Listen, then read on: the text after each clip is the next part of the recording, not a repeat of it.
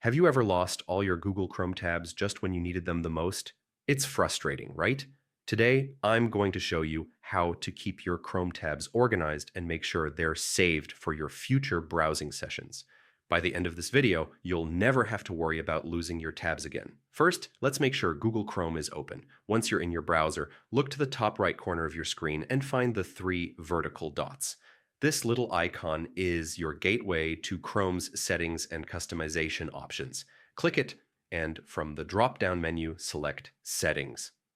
In the Settings window, focus on the sidebar on the left and click on Startup. This section controls what Chrome does whenever you open it. Here you'll see a few options. The one we want is Continue where you left off. Selecting this ensures that every time you close and reopen Chrome, all your open tabs and windows will be restored exactly as you left them. It's a simple step, but it saves you a ton of time and prevents the headache of losing your tabs. Now let's look at a quick way to manage your tabs efficiently.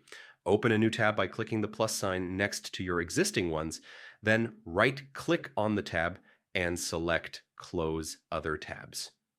This will instantly close all the tabs you don't need while keeping the one you're focused on. It's perfect for decluttering your browser and staying organized.